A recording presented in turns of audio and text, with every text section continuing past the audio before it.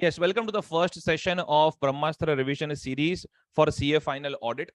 And the first thing that we will target is the completion of standards on auditing. And मैंने कुछ set करके आपको notes दिए हुए हैं on my Telegram channel. And I've also, given you the full schedule how I'm going to cover these things. So our today's target is to ensure the completion of 700 series in the most quick possible format. All right. So ये revision notes में we have covered all the exam oriented points and exam oriented concepts which will ensure that you don't score a 0, and if you do this along with whatever study material and stuff you will have, obviously you are going to target an exemption. This is to ensure that last day revision आपका अच्छे से हो जाए. All right. And then ये जो speed होगा notes का पढ़ाने का and stuff, obviously it will be little faster to ensure the coverage of all the concepts, and keeping in mind that you can also see these videos on the last day of exams. All right. So when it comes to standards on auditing, ये first point, first couple of pages is just to give you a little brief so that हम लोग इसमें थोड़ा set हो जाए. All right. When it comes to standards on auditing, you know that Auditing and Assurance Standard Board has issued engagement and quality control standards, which are called as auditing and assurance standards. They are divided into 5 categories: SQC, SA, SRE, SAE, SRS. SQC standards on quality control. कोई भी assignment जब आप कर रहे हो तो उसके quality control measures क्या होने चाहिए? SA standards on auditing. It is for audit of financial statements. SRE standards on review engagement, review of financial statements के लिए. Audit of financial statements and review of financial statements के बीच का difference क्या है? All right. तो audit is a high level of examination, whereas review है moderate level of examination है. Guarantee तो हम लोग किसी में भी नहीं देते. Alright, whether it be audit या रिव्यू, हम लोग गारंटी किसी में नहीं देते. लेकिन audit is a high level of assurance, reasonable assurance, positive assurance, whereas review is a very moderate assurance. Review का एग्जांपल क्या है? Quarterly financial statements of listed entities का रिव्यू होता है. और बाकी ऑडिट एंड रिव्यू का डिफरेंस यहाँ पे लिखा हुआ है, वो डिफरेंस आप यहाँ से पढ़ सकते हो. Alright. Then standards on assurance engagement, उसके अंदर 3 स्टैंडर्ड्स है कुछ अदर अश्योरेंस सर्विसेज को लेके. And standards on related services, यानी छोटी छोटी एक्टिविटीज जो हम लोग क्लाइंट के लिए करते हैं, लाइक उनका अकाउंट्स बना कर देना, उनको थोड़ा डेटा का एनालिसिस करके देना एंड स्टफ. जो इसमें क्वेश्चन पॉसिबल है वो 2 ही क्वेश्चन पॉसिबल है. एक ऑडिट एंड रिव्यू के बीच का डिफरेंस क्या है, which is given over here. And second, जो SRS standards on related services है, उसमें हम लोग क्लाइंट को हेल्प करते हैं एंड क्लाइंट के अकाउंटेंट की तरह एक्ट करते हैं एंड नॉट लाइक एग्जामिनर. तो SRS की जो सर्विसेज है उसमें हम लोग अश्योरेंस प्रोवाइड नहीं करते. There is no assurance activity involved over here. चलो नेक्स्ट. अगर आपको स्टैंडर्ड्स ऑन ऑडिटिंग में आगे बढ़ना है, if you want to go ahead in the topic of standards on auditing, then in that case कुछ 4-5 वर्ड्स आपके दिमाग में क्लियर होने चाहिए. Alright. Everyone, management and those charge with governance का डिफरेंस सबको पता है. मैनेजमेंट जो एग्जीक्यूशन के लिए रिस्पॉन्सिबल है, and those charge with governance जो स्ट्रेटेजिक डायरेक्शन देते हैं, highest authority in a particular entity. And examples are over here. Manager, CFO normally management का पार्ट होते हैं, and board of directors, audit committee, they are part of those charge with governance. कोई भी point फालतू point नहीं है. ये point के ऊपर एक प्रॉपर 4 मार्क क्वेश्चन है इन SA 260, जब आएगा तब पता चलेगा. Alright. Applicable financial reporting framework, ये वर्ड काफी बार यूज होता है. एप्लीकेबल फाइनेंशियल रिपोर्टिंग फ्रेमवर्क यानी कि जो बेसिस पे एंटिटी फाइनेंशियल स्टेटमेंट्स बनाता है, like schedule 3 and accounting standards are the applicable financial reporting framework for company. Then banking accounts का format plus accounting standards are the applicable financial reporting framework for bank. So framework adopted by management and TCWG as per the law and as per the nature of entities business. सबसे खास बात, applicable financial reporting framework is divided into 2. One is fair presentation framework and compliance framework.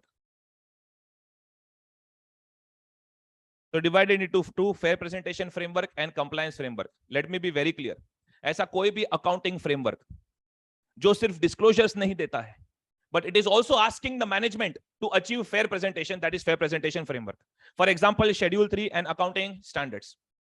ये management के पास company final accounts तो बनवाता है, but in addition to that there is a pressure on management to give additional disclosures to ensure fair presentation के ऊपर भी focus हो. लेकिन अगर आप कोऑपरेटिव सोसाइटी के अकाउंट्स देखोगे तो उसमें सिर्फ और सिर्फ जो फॉर्मेट दिया होता है, that format needs to be filled up by the management, that's it. There is no additional responsibility on the management to provide additional disclosure. यानी ऐसा अकाउंटिंग फ्रेमवर्क जो फेयर प्रेजेंटेशन पे फोकस करे वो हो गया फेयर प्रेजेंटेशन फ्रेमवर्क. एंड ऐसा accounting framework जो सिर्फ इस पे फोकस करे, दैट बॉस हमने जो फॉर्मेट दिया वो फिलअप करके दे दो, and there is nothing else that needs to be done, वो हो गया कंप्लायंस फ्रेमवर्क. ये सब वर्ड्स बार बार यूज होते रहते हैं, तो you should be very clear with this. देन ये सारे वर्ड्स तो इंटर CA लेवल के हैं. I hope you are clear with this words. These words will be repeatedly used, like sufficient appropriate audit evidence, persuasive evidence, convincing evidence, corroborative evidence यानी related information. Hello, जब ये सबके relevant standards आएंगे तो उसके अंदर these words will be discussed in detail, पर ये वर्ड्स का बेसिक मीनिंग क्लियर होना चाहिए। ऑलराइट, देन बार बार ये वर्ड यूज होता रहता है assertion. What is assertion?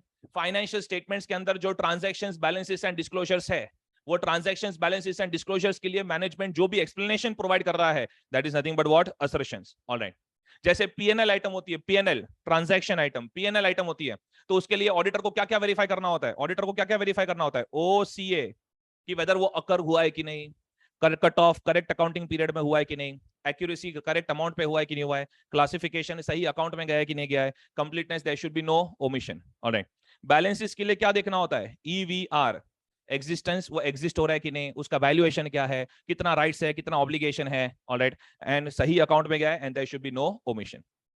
Presentation and disclosure में हम लोग ये देखते हैं कि ये सारी चीजें whether they have been adequately presented and disclosed. So whenever I use the word assertion, तुम्हारे दिमाग में आना चाहिए टीबीडी, यानी transaction balances and disclosures in the financial statements, जिसके लिए हम लोग ऑडिट करते हैं। So tell me everyone, auditor needs to obtain sufficient and appropriate audit evidence to verify management's assertions. Auditor needs to obtain sufficient and appropriate audit evidence to verify management's assertions. Alright, auditor कौन C audit procedures perform करता है? Risk assessment procedure and further audit procedures. What do you understand by risk assessment procedure? First, auditor will try to understand the business and the internal control to find out risk of material misstatement, what can go wrong, how much can go wrong, where there could be error, where there could be fraud. So risk assessment procedure हमेशा auditor perform करता है as per SA 315. And एक बार auditor को समझ गया कि risk of material misstatement कहाँ है, then उसके बाद auditor शुरू कर देता है further audit procedure as per SA 330. That is nothing but what? Test of controls, test of details वगैरह शुरू कर देता है। तो ये आपकी रीडिंग के लिए है, जब ये रेलेवेंट एसेस आएंगे तब ऑब्वियसली मैं उसके अंदर ज्यादा डिटेल में जाऊंगा। ऑलराइट, बट ये सब वर्ड्स यूज होते रहते हैं। तो ऑडिटर का ओवरऑल अप्रोच क्या होता है? Everyone, this is very important to solve the case study based question. Auditor का ओवरऑल अप्रोच क्या होता है? So auditor performs audit procedures to obtain sufficient and appropriate audit evidence in order to verify management's assertions. यानी जितने भी transactions, balances, disclosures वगैरह दिए गए हैं उसके लिए ऑडिटर एविडेंस लेता है। अब दो सिचुएशन हो सकती है, या तो एविडेंस मिला या तो एविडेंस नहीं मिला। If evidence is available, then अगर उसमें कोई इनकंसिस्टेंसी है, if there is any inconsistency यानी टैली नहीं हुआ, then we perform additional audit procedures. After that we discuss the matter with management and where appropriate those charge with governance. दो बातें हो सकती है, या तो एविडेंस में कुछ गड़बड़ थी, बट या तो कंफर्म हो गया कि भाई let us say that client की बुक्स ऑफ अकाउंट्स में गड़बड़ है। If there is a misstatement identified in the client's books of accounts, then we communicate such misstatement for rectification. If misstatement is not rectified, then we evaluate कि जितने भी uncorrected misstatements रह गए weather वो material है कि नहीं। And अगर जितने भी अनकरेक्टेड मिसस्टेटमेंट्स रह गए अगर वो सब मिलाकर मटेरियल है, then obviously there will be an impact on my opinion. वो ओपिनियन पे इंपैक्ट क्या आएगा, ओपिनियन पे इंपैक्ट क्या आएगा, that we are going to discuss now. But let us say अगर कोई भी सिचुएशन में एविडेंस नहीं मिला, फॉर एग्जांपल, ऑलराइट, अगर कोई भी सिचुएशन में एविडेंस नहीं मिला, so if evidence is not available in any case study, let us say external confirmation चाहिए डेटर के पास से, and let us say that management is not allowing you to send the confirmation request, all right, then in that case you have to ask about the reasons. In any case study where evidence is not available, you have to ask about the reasons. If there are valid reasons, then we perform alternate procedures. That means we try to verify the same thing but by performing some alternate procedures. If there are invalid reasons, we discuss the matter with those charged with governance as per SA 260. However, if there are valid reasons, we perform alternate audit procedures. For example, physical verification of inventory के लिए जाना था, नहीं जा पाए because of lockdown, we perform alternate audit procedures. And let us say that हम लोग नहीं जा पाए because of lockdown, हमने stock statements देखे, we saw the records, but even that was incomplete. So even after performing alternate audit procedures, if sufficient and appropriate audit evidence is still not available, then we say that it creates a LOSA due to circumstances. What is the meaning of the word LOSA? Limitation on scope of audit. But जब ये वाला English आता है, that limitation on scope of audit due to circumstances, that means even though there are valid reasons, even though auditor is trying his level best to perform alternate audit procedures, but उसके बाद भी evidence available नहीं है, and at the end of the day I will have to modify opinion as per SA 705. all right, however if there are invalid reasons, I discuss the matter with those charged with governance as per SA 260. इसके बाद भी if evidence is not available, that means management and those charged with governance दोनों मिलकर intentionally मुझ पे restriction create कर रहे हैं. In any case study across any standard where management and those charged with governance intentionally restriction create करते हैं, you will see this particular lines. आपको इतनी सारी लाइंस दिखेगी. एक तो ऑडिटर को बोला जाएगा modify opinion as per SA 705. वो ओपिनियन पे क्या इंपैक्ट आएगा, that we will see now. Then auditor को बोला जाएगा consider implications on other aspects of audit. ये लाइन बच्चे लिखते नहीं है, and there they lose 1 mark. Alright, So consider implications on other aspects of audit. यानी कि आज तक आपको जो भी एविडेंस मिला, whatever evidence you obtained till date, सुनो, हिंदी इंग्लिश दोनों चल रहा है, ध्यान से सुनो, हिंदी सुन के टर्न ऑफ मत हो जाओ, दोनों चल रहा है, हिंदी इंग्लिश दोनों चल रहा है. Alright. So consider implications on other aspects of audit. That means whatever evidences you have obtained till date, वो evidences पे क्या असर आया? Can I rely upon them? Is management still honest? Or should I withdraw? That is the meaning of consider implications on other aspects of audit. So whenever you are not getting the evidence because of the restrictions created by management and those charged with governance, this is the kind of language that you are supposed to use. अरे अगर मैं simple words सिर्फ बोलूं और simple words ही लिखूं, तो फिर हम लोग एग्जाम में मार्क्स कब स्कोर करेंगे? And that is why obviously my teaching will also be in module language, because that is what needs to be done now if your attempt is not even 1 month later. All right. Okay. Now everyone over here. इसका मतलब ये chart क्यों करवाया? ये chart क्यों करवाया? Because based upon this chart we come to know that opinion पे impact कब आता है. All right. So now we are on this one of the most sensitive discussions, and wherever there is a need to slow down, I will slow down. All right. Modification to the audit opinion. सबने सुना हुआ है. Qualified opinion, adverse opinion, disclaimer of opinion.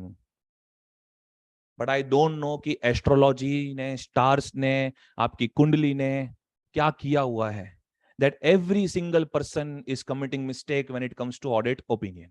All right. And if you hear me out for the next 10 minutes or so, you will never commit mistakes in audit opinion. All right. So everyone listen to me. जब भी आपको कोई भी case study में, in any case study, बोला ना English? हाँ.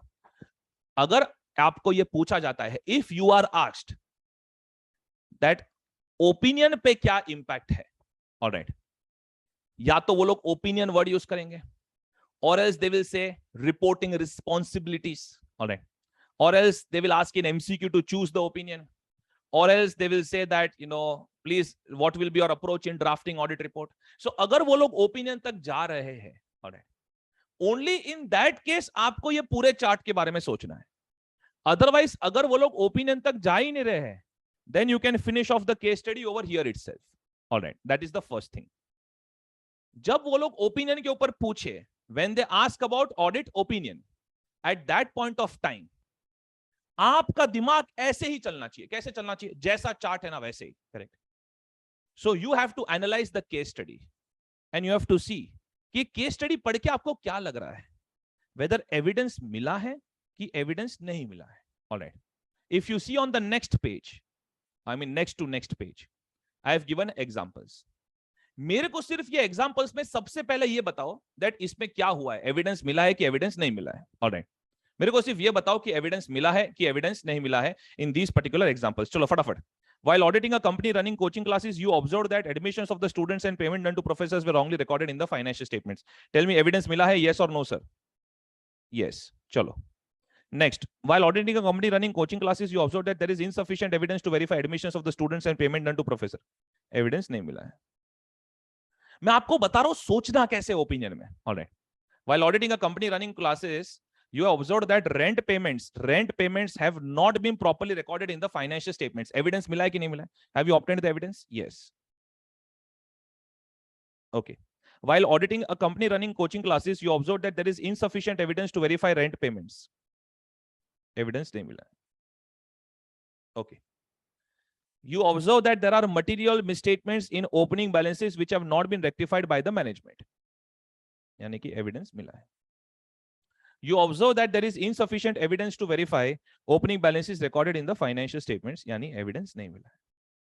All right. So this is the first thing that you will do. कि पहले तो evidence मिला है कि evidence नहीं मिला है. उसके बाद अभी हम लोग सिर्फ इसकी बात करेंगे. Evidence मिला है.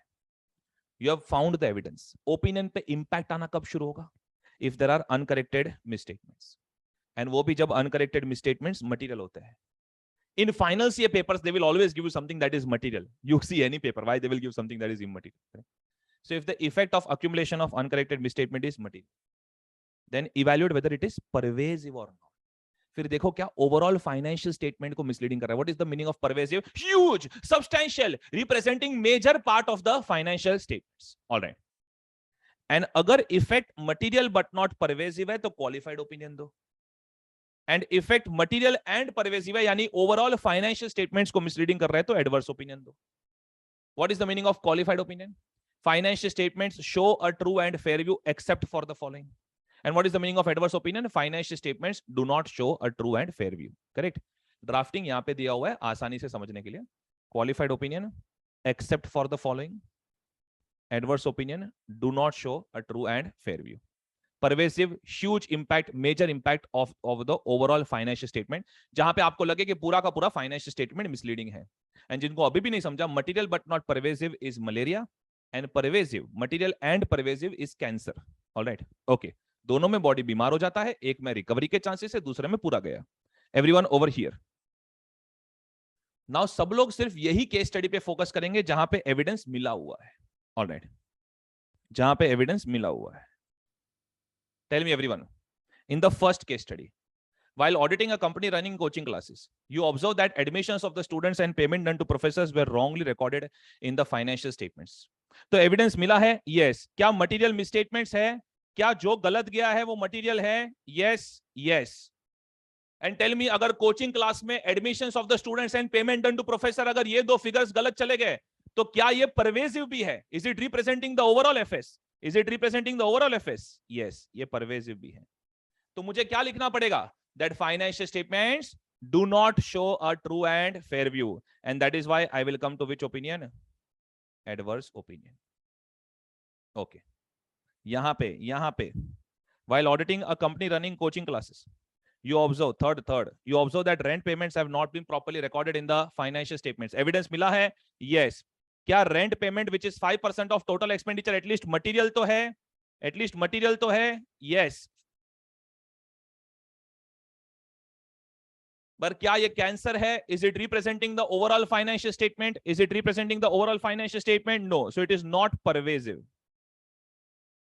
मटेरियल है बट नॉट परवेसिव. क्या मैं क्वालिफाइड ओपिनियन से काम चला सकता हूं? That financial statements show a true and fair except for the following? Yes, yes. Okay, चलो अभी fifth case study. You observe, यहां पे बच्चे मिस्टेक करते, be careful. You observe that there are material misstatements in opening balances which have not been rectified by the management. All right. So tell me, सब evidence मिला है? Evidence मिला है? Yes. क्या material misstatements है opening balances का गलत हो जाना? क्या ये material misstatement है? Yes. Tell me, opening balances का गलत हो जाना क्या ये pervasive भी है? क्या ये pervasive भी है? Yes or no, sir? Yes, no की can't say. Yes, no की can't say. The answer is can't say. Opening balances word use किया उन्होंने. क्या उन्होंने आपको बैलेंस शीट का टोटल बताया? नहीं. क्या उन्होंने बताया exactly what has gone wrong over here? नहीं.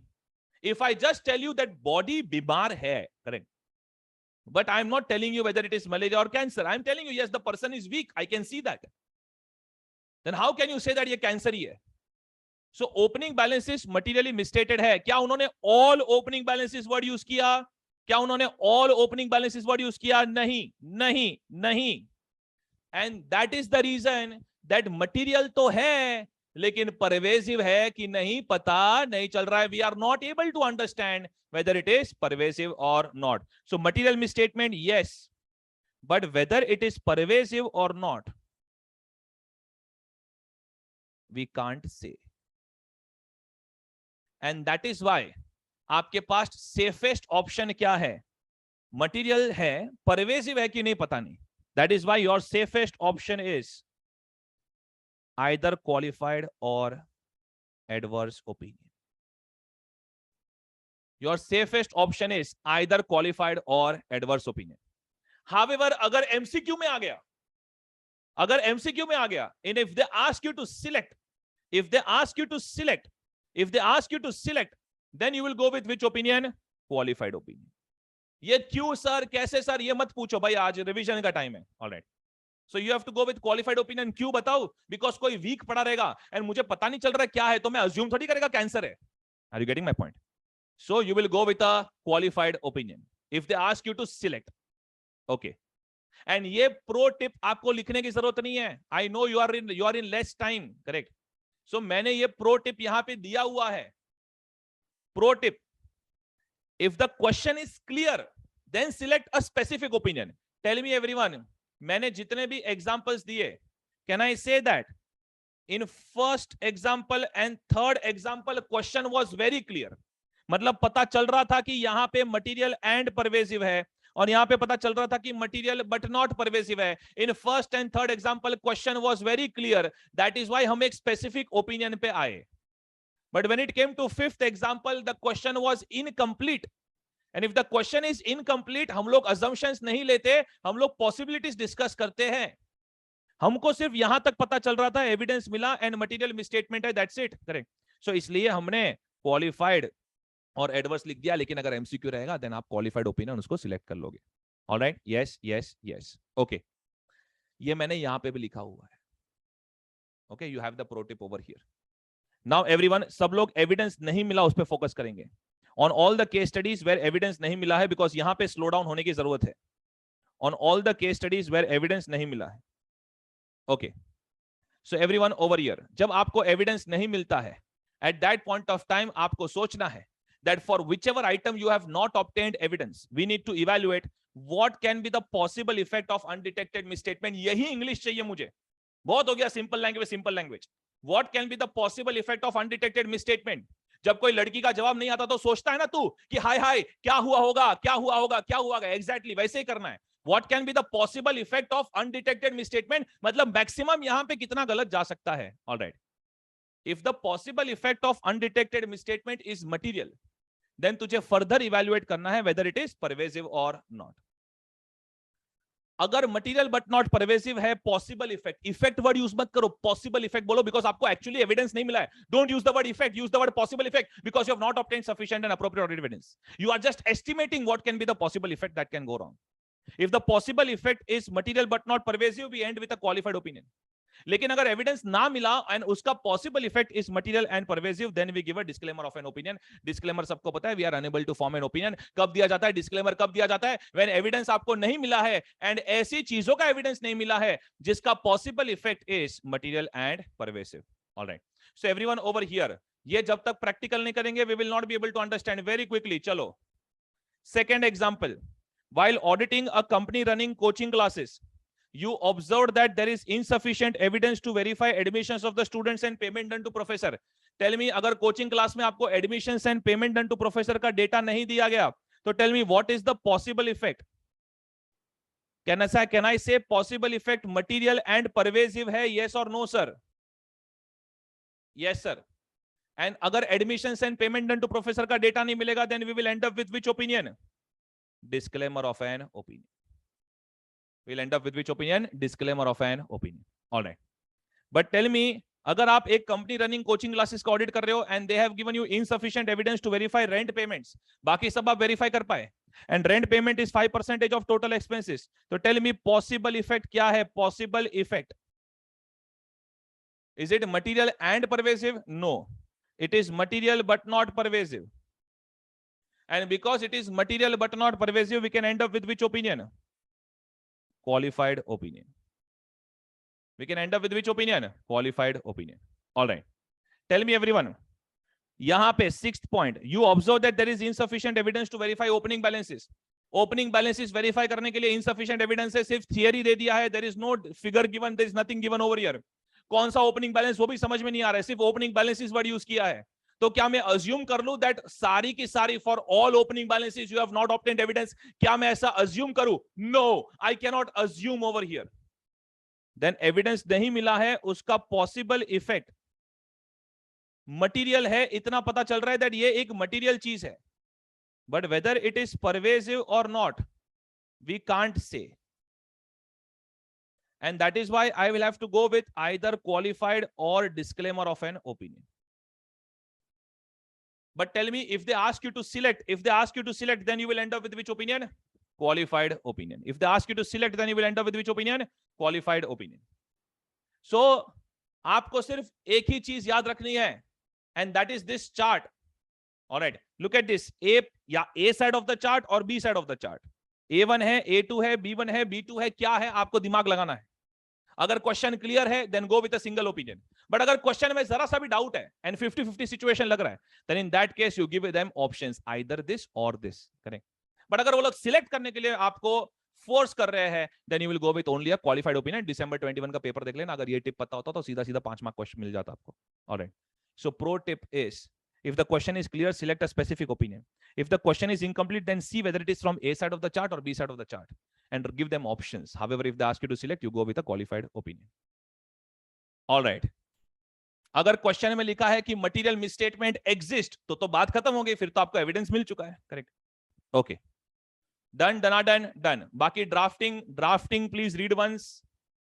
ड्राफ्टिंग पूछते वो लोग एग्जाम में, बट ये एक ऐसी चीज है जो आपको सिर्फ एक बार रीड कर लेना है. ऑलराइट, मेरे को सिर्फ यहां पे ड्राफ्टिंग बताना है.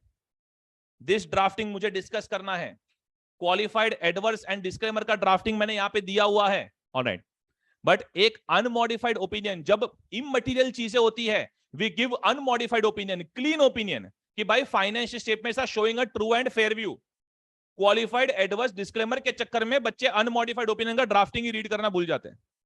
सो नॉर्मली जब हम लोग कंपनी ऑडिट रिपोर्ट देते हैं तो आप क्लियरली देखना, वहां पे ट्रू एंड फेयर व्यू या प्रेजेंटेड फेयरली ऐसे वर्ड्स यूज होते हैं. बट जाके please go and search for a cooperative society audit report, you will not find the words true and fair view presented fairly. वहां पे सिर्फ ऐसा लिखा रहेगा कि financial statements are materially prepared as per the requirements of applicable financial reporting framework. That's it. आपको पता है ऐसा क्यों? Because if you are conducting audit under fair presentation framework, अब जिन्होंने फर्स्ट 10 मिनट्स अटेंड नहीं किया उनको बोलो स्वाहा. Alright, if you are conducting audit under fair presentation framework, यानी ऐसा फ्रेमवर्क जो सिर्फ कंप्लायंस पे फोकस नहीं करता, फेयर प्रेजेंटेशन पे फोकस करता है, like schedule 3 accounting standards of companies act, then वहां पे हम लोग true and fair view, presented fairly ऐसे वर्ड्स यूज करते हैं. But if you are conducting audit of financial statements which are prepared under compliance framework like cooperative society accounts, correct, जो सिर्फ उसके कंप्लायंस पे फोकस करता है, फेयर प्रेजेंटेशन के ऊपर फोकस ही नहीं करता, वहां पे true and fair view, presented fairly ऐसे वर्ड्स यूज नहीं करते. We just say that financial statements have been materially prepared and presented as per the requirements of AFRF. Alright, that's it. ये है आपका SS 705 के material points which you need to remember very clearly. Alright, okay, everyone over here. ये paragraph में जरा थोड़ी देर बाद आता हूं, material uncertainty related to going concern paragraph. Everyone now 705 is done. 705 में जितना एग्जाम ओरिएंटेड स्टफ आपको पढ़ना था कर लिया. आप अभी ऑडिट रिपोर्ट का जो चैप्टर है मॉड्यूल का, उसमें से कोई भी क्वेश्चन देखो 705 का, you will be able to solve. Key audit matters SS 701. Come on, what is key audit matters? Key audit matters का कांसेप्ट क्या है? Yes, it is an additional paragraph inserted by the ICAI in the audit report. Key audit matters का concept जो भी है, it is mandatory for audit of listed entities. जो भी concept है, it is mandatory for audit of listed entities and voluntarily auditor can apply for unlisted entities. की audit matter क्या होता है? What is a key audit matter? ये एक अलग से पैराग्राफ है ऑडिट रिपोर्ट में, बट ये पैराग्राफ के अंदर जाता क्या है? Key audit matters are selected from matters communicated with those charged with governance. जो भी matters आपने those charged with governance के साथ communicate की है, from those matters as per auditor's professional judgment, जो सबसे ज्यादा सिग्निफिकेंट मैटर होता है वो जाता है under the heading key audit matters paragraph. One more time, key audit matters are selected from matters communicated with those charged with governance as per auditor's professional judgement which are of utmost significance in the audit of current period. Alright, yes. तो रिलायंस का audit report देखो. रिलायंस का audit report में estimation of oil and gas reserves लिखा हुआ है key audit matter में. क्यों लिखा हुआ है? Because it is a matter of utmost significance in the audit of financial statements of the current period. जब ऐसे 701 की बात आती है की ऑडिट मैटर्स की, तो आपको तीन ही कैटेगरी के क्वेश्चन हो सकते हैं. There can be only 3 category of questions. One is what are the factors to be considered for determining key audit matters. कि भाई एक ऑडिटर सिलेक्ट कैसे करता है की ऑडिट मैटर्स को? वो तो दोस्त चार्ज विद गवर्नेंस के साथ तो कितनी सारी बातें करता रहता है, तो उसमें से सिलेक्ट कैसे करता है विच मैटर्स आर की ऑडिट मैटर्स? देन एक बार ऑडिटर ने सिलेक्ट कर लिया, देन वो उसको लिखता कैसे? What are the how he drafts how to communicate key audit matters in audit report. And जब वो लिख रहा है at that point of time, उसे कौन से इंपॉर्टेंट प्रिंसिपल्स का ध्यान रखना है. ऑलराइट, ये 3 ही कैटेगरी के क्वेश्चन होते हैं. सो everyone over here, first category of question, एक ऑडिटर डिसाइड कैसे करता है दैट व्हिच मैटर्स आर की ऑडिट मैटर्स? जो भी मैटर्स हाई रिस्क वाले होते हैं या सिग्निफिकेंट रिस्क वाले होते हैं. Tell me, estimation of oil and gas reserves, क्या ये रिलायंस इंडस्ट्रीज लिमिटेड में एक ऐसा मैटर है जो सिग्निफिकेंट रिस्क वाला है? यस. क्या ये एक ऐसा मैटर है जिसमें सिग्निफिकेंट जजमेंट इन्वॉल्व है? Yes. And it is one of the most important matter in any period audit that you are doing. तो रिस्क वाले एरियाज, हाई रिस्क वाले एरियाज, हाई जजमेंट वाले एरियाज, एंड जो भी significant events transactions हुए हैं वो एरियाज, यानी कि risk, estimates, events and transactions, significant रीत. significant risk, significant judge estimates, all right, significant events and significant transactions. अब सिग्निफिकेंट रिस्क के 6 एग्जांपल्स है वो ऐसे 315 में जानने मिलते हैं। सिग्निफिकेंट एस्टिमेट्स के 5 एग्जांपल है वो ऐसे 540 में जानने मिलते हैं। एंड सिग्निफिकेंट इवेंट्स और ट्रांजैक्शंस ये एक कॉमन पॉइंट है, यानी ड्यूरिंग द ऑडिट आपको जो भी सिग्निफिकेंट लगा वो आप चीज वहां पे लिख दोगे। ऑलराइट, ये 3 factor, you remember this 3 factors, they straight away give you marks. And ये जो 2 फैक्टर है ये तो सीधा सीधा एमसीक्यू के साथ भी कनेक्टेड है। देन एक बार ऑडिटर ने डिसाइड कर लिया कि भाई ये की ऑडिट मैटर है, then how to communicate key audit matters in the audit report. Auditor जब की ऑडिट मैटर लिख रहा है तो ये जो की ऑडिट मैटर लिख रहा है वो की ऑडिट मैटर के अंदर एक इंट्रोडक्शन का लैंग्वेज होगा। इंट्रोडक्शन के लैंग्वेज में सबसे पहले तो मीनिंग समझाया जाएगा कि key audit matters are those matters which as per auditors judgement are of utmost significance. Then meaning समझाने के बाद हम लोग ये बोलेंगे दैट हमसे ज्यादा एक्सपेक्ट मत करो, हमने की ऑडिट मैटर्स में उतना ही लिखा है जितना ऑडिट ऑफ फाइनेंशियल स्टेटमेंट्स करते करते हमको समझ में आया, सेपरेटली इसके लिए हम लोग नहीं आए थे। सो लुक एट दिस, की ऑडिट मैटर्स का पहले तो हम लोग मीनिंग लिखते हैं, की ऑडिट मैटर्स का पहले तो हम लोग मीनिंग लिखते हैं and then we provide a clarification. Alright, so ये है introductory language. Key audit matters are those matters that in auditor's professional judgment were of most significance, and key audit matters were addressed in the context of audit of financial statement as a whole. Auditor does not provide a separate opinion on these matters. हर एक की audit matter को एक अलग अलग सब heading दिया जाएगा, and for each की ऑडिट मैटर, हर एक की ऑडिट मैटर के लिए आपको रॉ करना है। Sir what is the meaning of raw? Reference to notes to accounts देना है। Then you have to tell them that आपने कौन सा ऑडिट प्रोसीजर्स परफॉर्म किया। Then you have to tell them that why that matter was considered as significant. Raw for every key audit matter आपको raw देना है। Alright, then let me tell you, ऐसा भी तो हो सकता है कि कोई ऑडिट रिपोर्ट में आपको लगे दैट नया नया लिस्टेड एंटिटी है, आपको दिस ईयर लेटर से आपको कोई भी सिग्निफिकेंट रिस्क या एस्टिमेट वाले एरियाज नहीं दिखे, एंड दैट इज व्हाई आपको लगा there are no key audit matters. It is very much possible, तो फिर आपको ये लिखना पड़ेगा that this year there are no key audit matters. So as per your professional judgement if there are no key audit matters तो वो भी चीज आपको लिखनी पड़ेगी। ऐसा भी हो सकता है कि आप जो की ऑडिट मैटर्स में लिखना चाहते थे वो कहीं और पे कवर हो गया। फॉर एग्जांपल कुछ क्वालिफाइड ओपिनियन या एडवर्स ओपिनियन के अंदर कवर हो गया। फॉर एग्जांपल कुछ कारो 2020 के अंदर कवर हो गया। So whatever you wanted to write, अगर वो कहीं और पे कवर हो चुका है देन उसका एक रेफरेंस देना पड़ेगा। So if there are no key audit matters, auditor should mention this fact. If key audit matters have been covered by other paragraphs, auditor should mention such fact.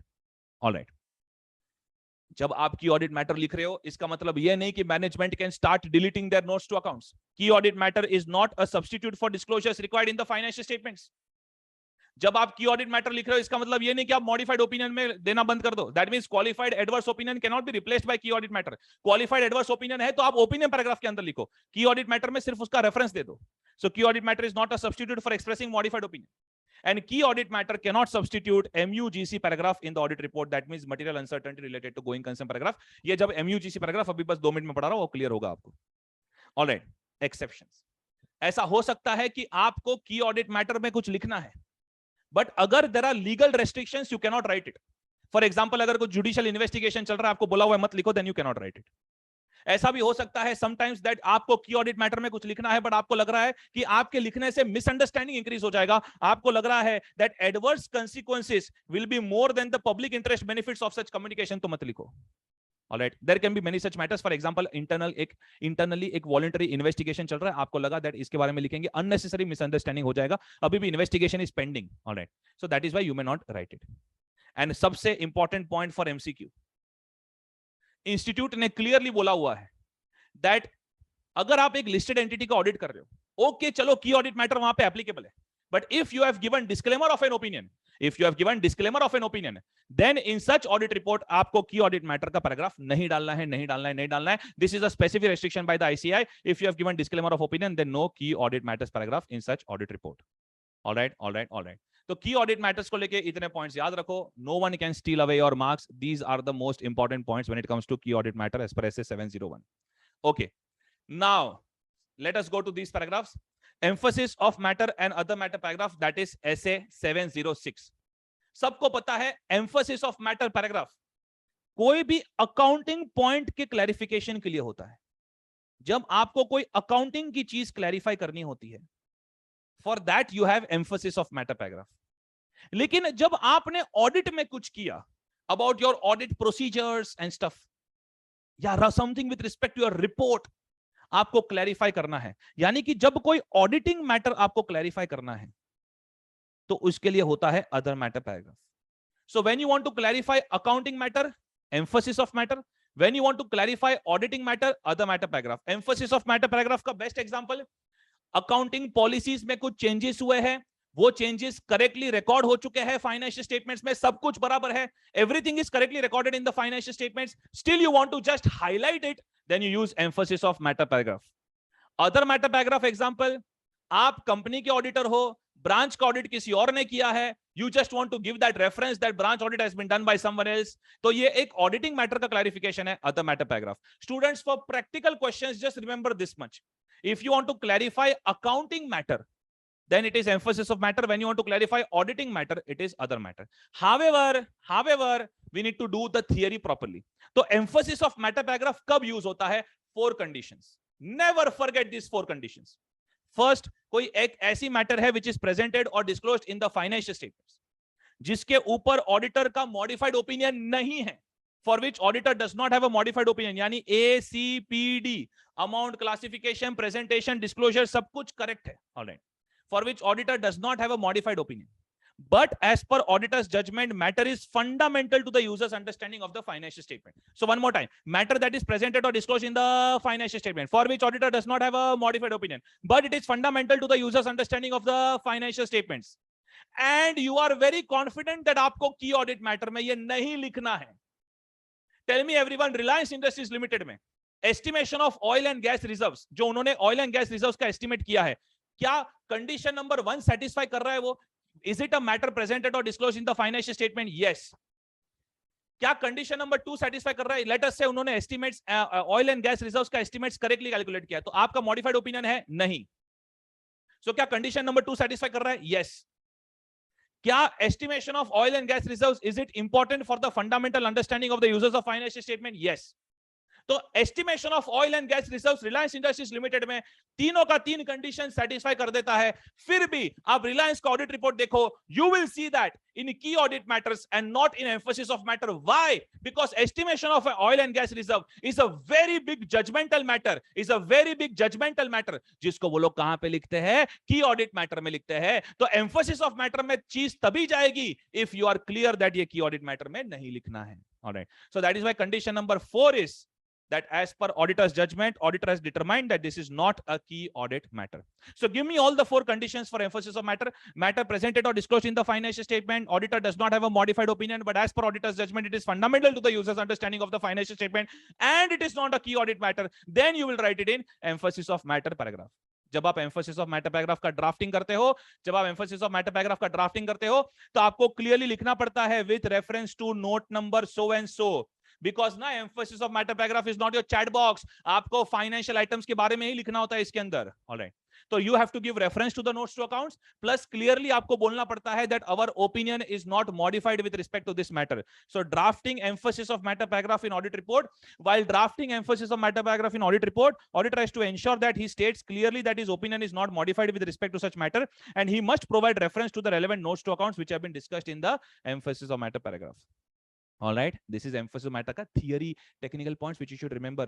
इसका मतलब अगर आपको चूज करना पड़े, all right, तो first priority किसको देना है? Key audit matter, and then you think about emphasis of matter. तो अगर कोई चीज की ऑडिट मैटर में नहीं जा रही है, तभी आप ये सब पैराग्राफ के बारे में सोचो. अदर मैटर पैराग्राफ किसके लिए है? ऑडिटिंग मैटर के ऊपर क्लैरिफिकेशन देने के लिए है. तो condition number 1, a matter other than the matter presented or disclosed in the financial statement. Condition number 2, जब भी कोई थियरी लिखना है ना, तो कोई एग्जांपल दिमाग में होना चाहिए, then automatically you will write the theory. जैसे branch auditor has done some work, I want to write about that in the audit report. Okay, तो ये जो मैं लिख रहा हूं, it is a matter other than the matter presented or disclosed in the financial statement. ये मैं क्यों लिख रहा हूं? Because I want to provide clarity about the audit so that people can understand my audit in a better manner. Condition number 2. और ये जो मैं लिख रहा हूं, ये लिखना, is it prohibited by laws and regulations? No. So condition number 3 also satisfied. And do you think कि लिस्टेड एंटिटी की ऑडिट रिपोर्ट में मैं अगर ब्रांच ऑडिटर का एक रेफरेंस देना चाहता हूं, do you think it is a key audit matter? Do you think it is a key audit matter? Alright, do you think it is a matter of utmost significance? No sir.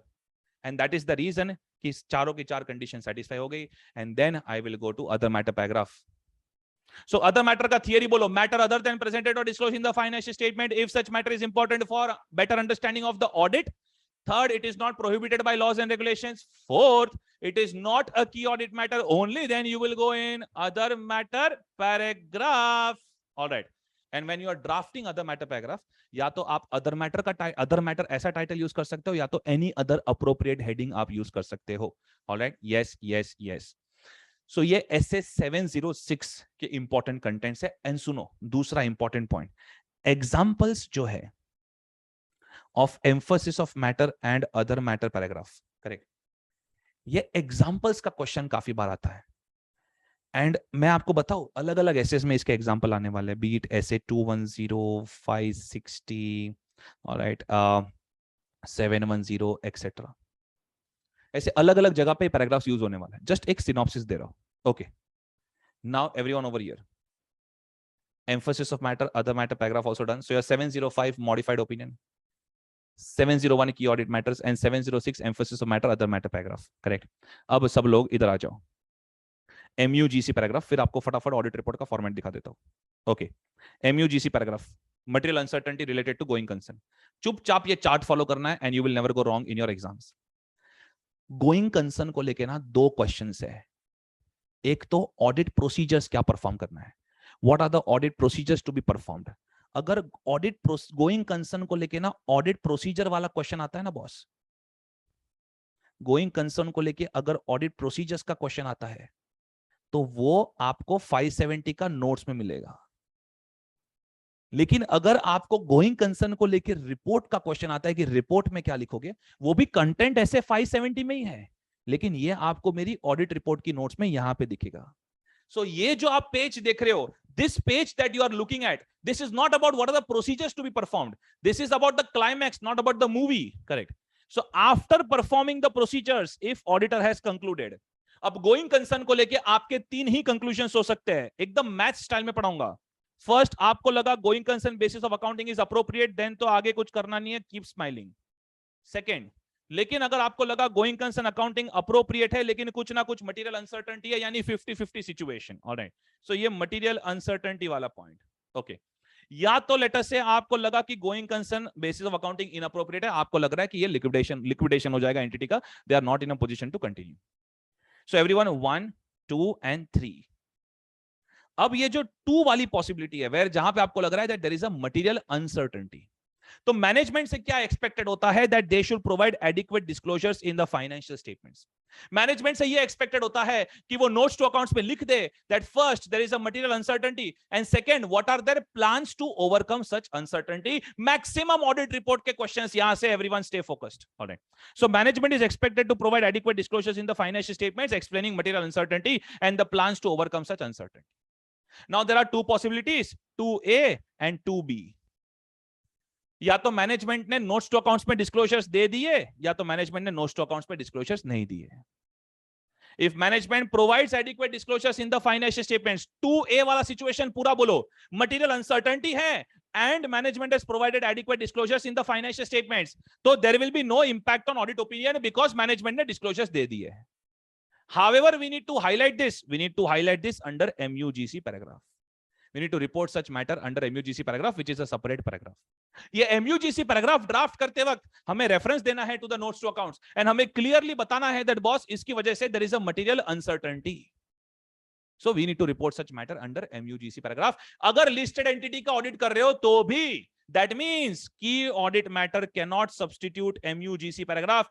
MUGC का अलग से कोटा है boss, MUGC को कोई touch नहीं कर सकता. No one can substitute MUGC paragraph. And let me tell you, MUGC paragraph is used only in 2A situation. MUGC paragraph is used only in 2A situation. यानी कि 2A situation को छोड़ के दूसरा कोई भी situation रहेगा, never use MUGC paragraph. MUGC paragraph is used only in 2A situation. Let us say there is a material uncertainty and management ने notes to accounts में disclosures नहीं दिए. Management does not provide adequate disclosures in the financial statements. Then in that case, I will have to modify the opinion.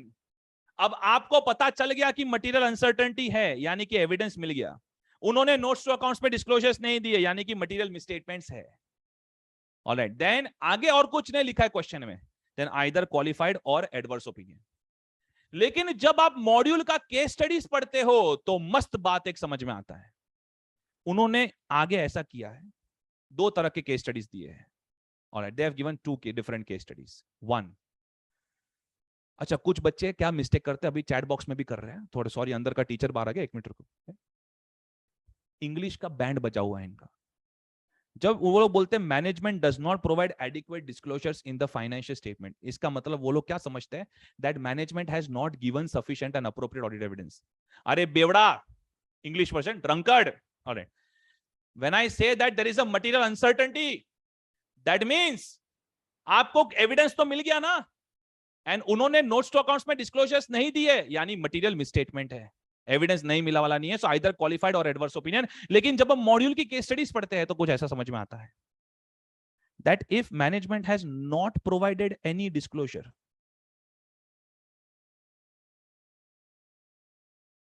और they have given completely irrelevant disclosures,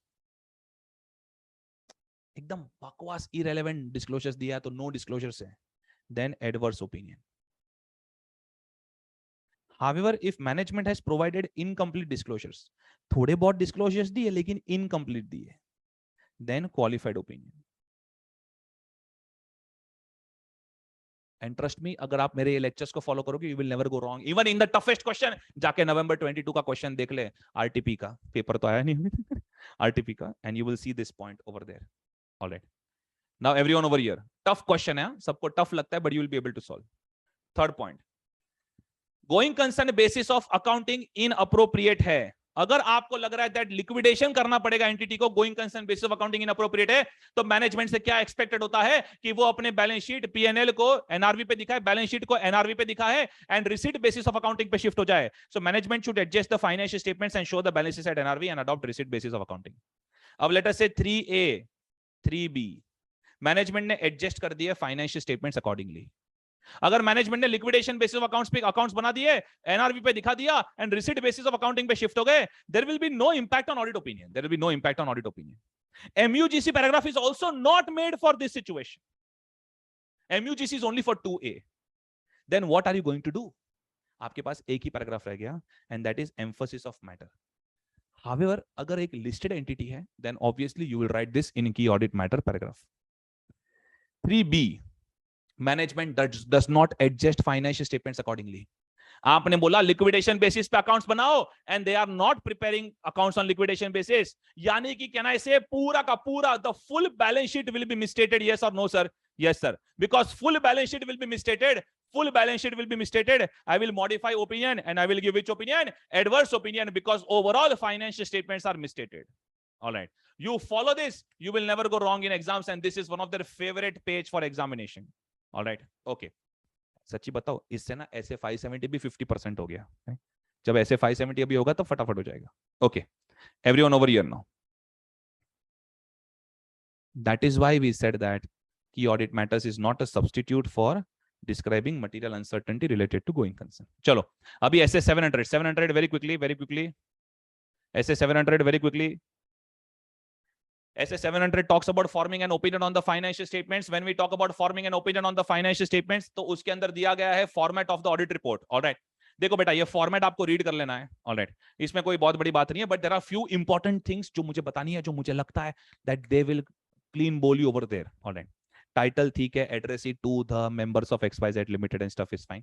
आप इतना ध्यान रखना that shocking चीज ये होती है कि आपका अटेम्प्ट अभी है, and may be many students may not be aware about this. आपका जो ओपिनियन पैराग्राफ होता है उसके अंदर फर्स्ट एक इंट्रोडक्शन होता है, एंड देन जो आपका ओपिनियन होता है उसका ड्राफ्टिंग होता है। करेक्ट, जो इंट्रोडक्शन होता है ना, उसमें ऐसा होता है we have audited financial statements वगैरह वो सब।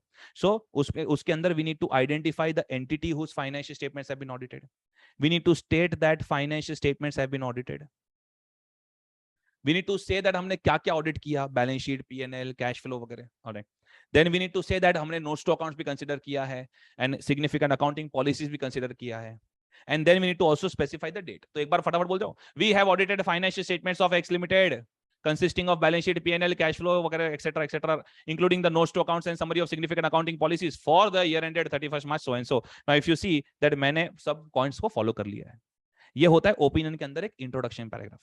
And after that there is the opinion, whatever it is, qualified opinion, clean opinion, whatever it is. If you have given a qualified opinion तो title change हो जाता है, qualified opinion आ जाता है. If you have given adverse opinion तो adverse opinion title आ जाएगा. If you have given disclaimer तो title change हो जाएगा, disclaimer of opinion आ जाएगा. All right. Then opinion paragraph के ठीक नीचे होता है basis for opinion. इसके अंदर भी कुछ minimum lines लिखना पड़ता है पहले.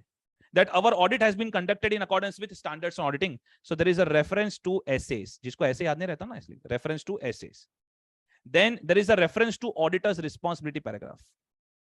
There is a reference to auditor's responsibility paragraph. हम लोग बोलते हैं that we have fulfilled our responsibilities as given in auditor's responsibility paragraph. फिर हम लोग हमारी ethics की बात करते हैं, जिसको एक एक वर्ड में याद रखना, ethics की बात करते हैं. That independence and जितना भी code of ethics है, professional ethics का chapter, your favorite, your love marriage. So जो independence code of ethics issued by the ICI, we have followed it. All right. कुछ बच्चे एग्जाम के दिन में पूरा दिन professional ethics ही करते हैं. And then we need to say that auditor believes that whatever evidence he has obtained is sufficient and appropriate. And then अगर हमने modified opinion दिया है तो फिर उसके reasons लिखने पड़ते हैं. But let me tell you everyone, वो लोग आपको कहां पकड़ेंगे? Listen to me.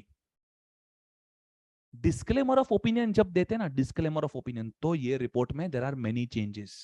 Audit report का बहुत सारा language change हो जाता है when we give disclaimer of an opinion, and I will be talking about it. Relax, I will be talking about it. ये रहा पूरा स्पेशल एडजस्टमेंट डिस्कस करने वाला हो. सो इस वक्त आप डिस्क्लेमर ऑफ ओपिनियन के बारे में मत सोचो. Alright, because disclaimer of opinion में काफी कुछ चेंजेस हो जाते हैं. चलो वी मूव अहेड. फिर आगे तो पहला टाइटल, एड्रेसी, ओपिनियन के अंदर इंट्रोडक्शन, देन ओपिनियन, देन उसके बाद basis for opinion, and then MUGC para, then key audit matters, then emphasis of matter, other matter. Alright, ये सब पैराग्राफ्स आते हैं. एंड इसके बाद एक और पैराग्राफ होता है बट बहुत सिचुएशनल है वो चीज.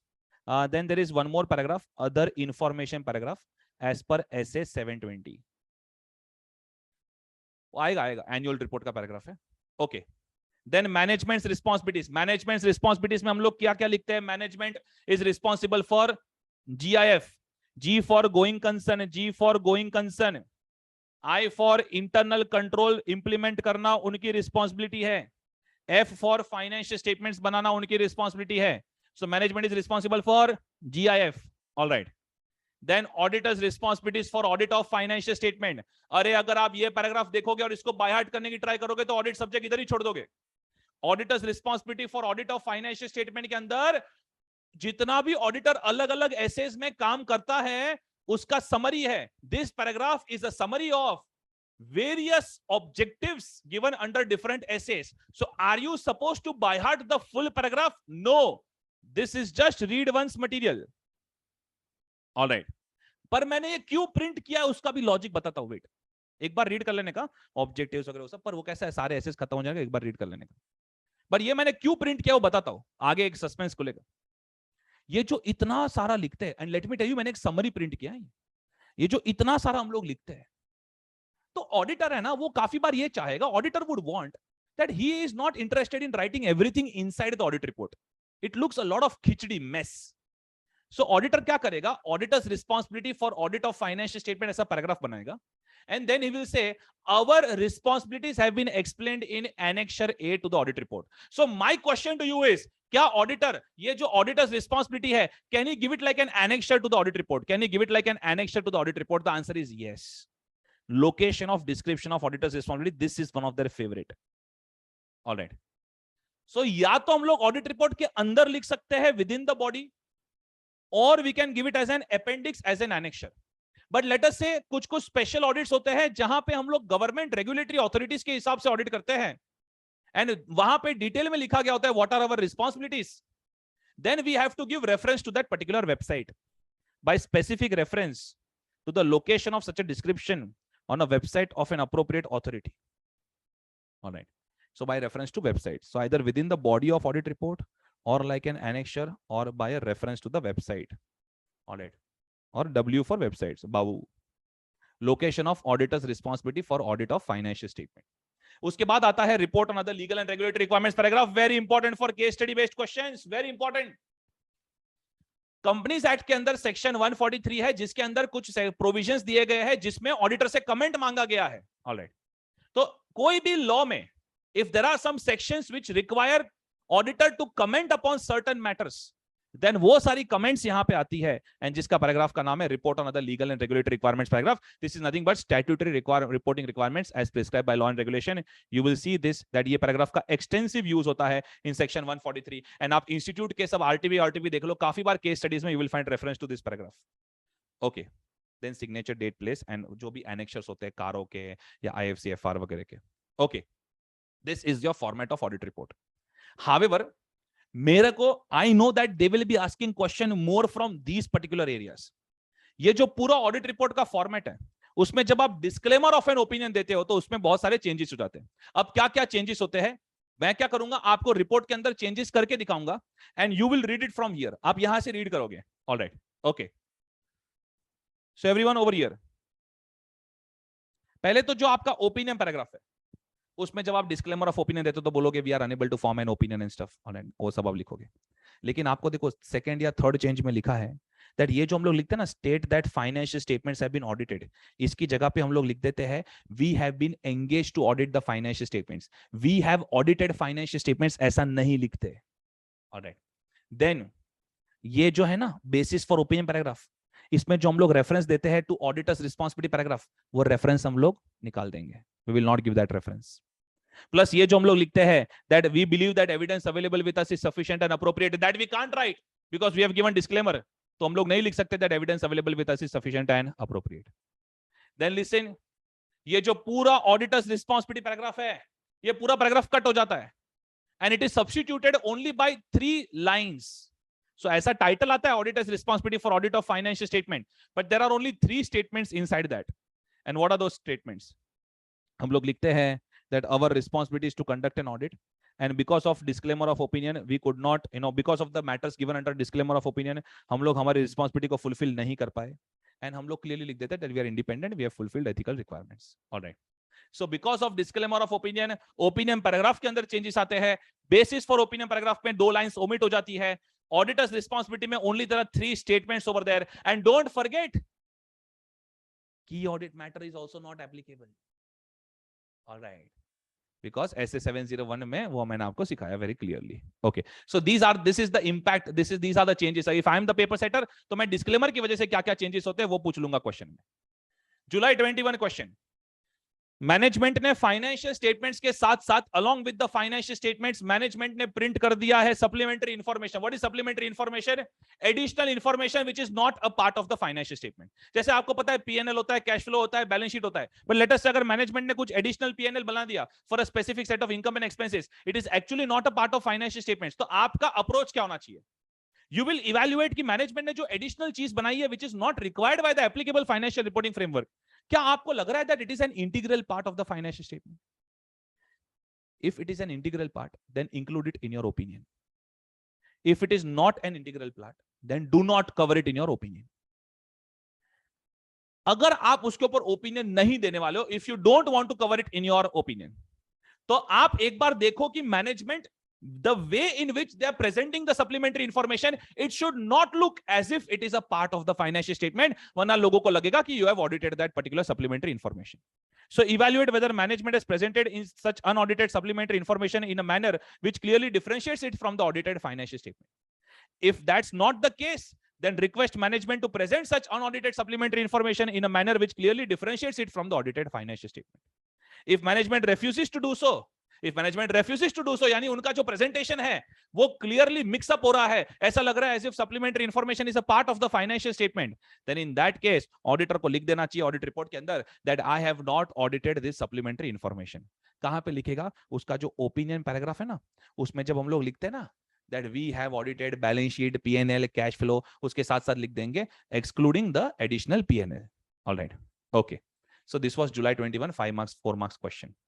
Now जब मैं मॉड्यूल वगैरह देख रहा था तो कुछ 2 थियरी पॉइंट्स थे. Notes to accounts and qualified opinion में क्या डिफरेंस होता है, ऑडिट रिपोर्ट एंड सर्टिफिकेट में क्या डिफरेंस होता है.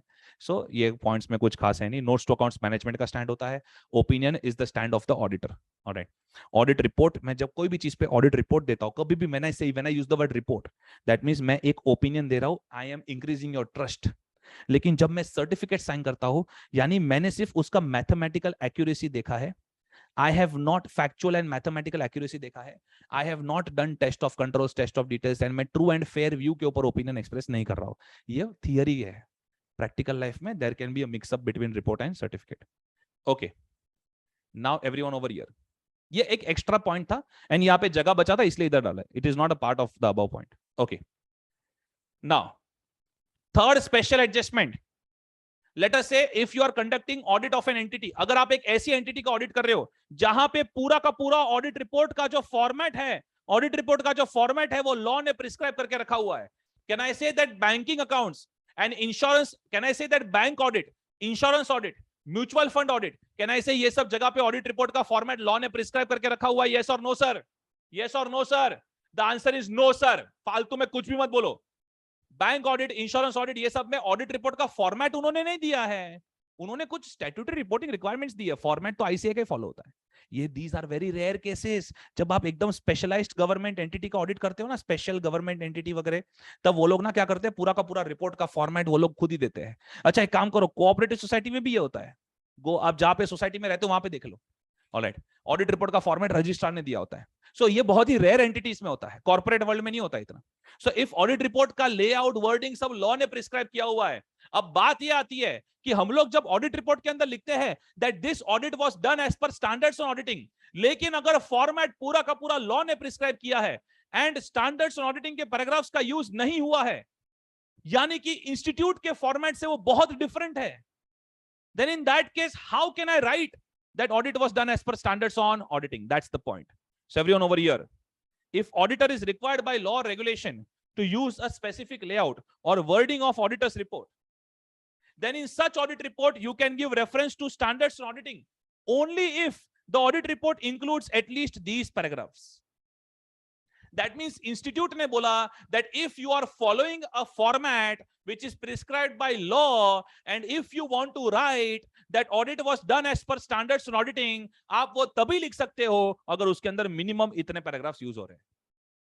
एंड अगर आप ये पढ़ोगे ना तो आपको पता चलेगा basically institute is just trying to tell you that if our format is being followed then you use our name.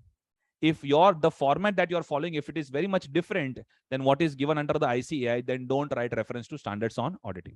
ये paragraphs जो हमने अभी paragraphs पढ़े वही सब है. Alright, so this is just read once. Main तो इसका ये construction समझना था. That means case study क्या आएगा?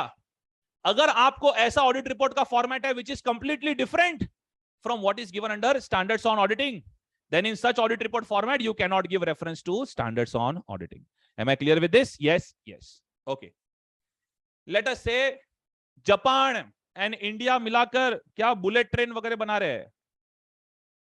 अरे सर ये रिवीजन लेक्चर में क्यों इतना टाइम पास कर रहे हैं? टाइम पास नहीं है, वेट. बुलेट ट्रेन बना रहे हैं तो इंडिया और जापान मिलाकर इसके अंदर इन्वेस्टमेंट कर रहे हैं. तो can I say that Japan government will be worried about their funds, Indian government will be worried about their funds. तो जब आप ये स्पेशल एंटिटी जो उन्होंने क्रिएट किया है for bullet train, can I say जब उसका ऑडिट कर रहे हो तो स्टैंडर्ड्स ऑन ऑडिटिंग के साथ साथ international standards auditing will also become applicable. Yes और नो सर? Yes sir. तो जापान के अंदर भी अपने ऑडिटिंग स्टैंडर्ड्स है. वो लोग चाहेंगे कि जापान के हिसाब से ऑडिट हो एंड हम चाहेंगे कि इंडियन स्टैंडर्ड्स के हिसाब से ऑडिट हो. तो जब आप ये ऑडिट रिपोर्ट बना रहे हो eight that point of time, can you give reference to standards on auditing issued by the ICAI as well as the international standards auditing used by Japan? ऐसा केस स्टडी आया तो look at this now. An auditor may be required to conduct an audit in accordance with, in addition to standards auditing issued by the ICAI, the international standards auditing or auditing standards of any other jurisdiction. If this is the case, auditor's report may refer to standards auditing in addition to the international standards auditing or auditing standards of such other jurisdiction. Basically, आप SA plus ISA का reference लिख सकते हो, आप दोनों का reference लिख सकते हो in the audit report. Only if you can give reference to SA plus ISA both, only if there is no conflict between ISAs and SAs that would lead the auditor to form a different opinion, not to include emphasis of matter, other matter. That means मैं simply बताऊं तो opinion, EOM and OM, ये जो तीन concepts है that should remain the same in SS plus ISS. Then in that case आप दोनों का रेफरेंस लिख सकते हो. एंड आप जो ऑडिट रिपोर्ट बना रहे हो उसके अंदर मिनिमम इतने पैराग्राफ्स इंक्लूड होने चाहिए. मतलब इतना पता चल रहा है दैट ये जो पैराग्राफ्स है ऑडिट रिपोर्ट के, These are non-negotiable. अगर ये पैराग्राफ्स इंक्लूड नहीं होते ऑडिट रिपोर्ट में, then you cannot give reference to standards on auditing. That is why इसको एक बार रीड कर लेना, आपको पता चलेगा ऑडिट रिपोर्ट का फॉर्मेट ही और कुछ नहीं है. All right. So one more time. If you are conducting audit of such an entity which where SA plus ISA दोनों का यूज हो रहा है, then in that case आप दोनों का रेफरेंस लिख सकते हो if there is no difference in opinion EOM OM and at least these paragraphs that are given over here are being included. All right. Yes, yes. And let me tell you, technically speaking, आज की दुनिया में SS और ISS में इतना difference है नहीं. Okay, done. So we are done with 700. We are done with 700, 701, 705, 706. पढ़ाते मुझे ऐसा लगा कि बच्चों का थोड़े बहुत पॉइंट्स पे कंफर्ट नहीं था, इसलिए मेरे को थोड़ा स्लो डाउन करना पड़ा वहां पे. So we are not able to meet the time target, but obviously I am not overshooting too much. All right. So everyone over here, 710. ऐसे मैं एडजस्टमेंट्स करूंगा कभी अगर मुझे ऐसा लगा तो, इसलिए तो मैंने जूम सेशंस बुलाए हैं. So everyone over here, 710. Comparative information, corresponding figures and comparative financial statements. एकदम मैथमेटिकल स्टाइल में पढ़ाऊंगा. ऑलराइट, कोई तकलीफ नहीं होगी, but everyone has to stay focused. Current year and previous year के there are two columns in the financial statements, current year, previous year. Previous year को column को कहा जाता है comparative information. Comparative information. Previous year column included in the financial statements is called as comparative information. तो ये explain हो गया. All right. अब there are two different ways of including previous year column in the financial statements. One is corresponding figures, other one is comparative financial statements. दोनों अलग अलग है, दोनों को मिक्स नहीं करना है. पहले सिर्फ सब लोग यहां पे फोकस करेंगे and then we will go to comparative financial statements. What is corresponding figures? जो हम लोग नॉर्मल स्टैट ऑडिट करते हैं. टेल मी एवरीवन, जो स्टैट ऑडिट करते हो आप एक्स लिमिटेड का, in that current year previous year के कॉलम होते हैं.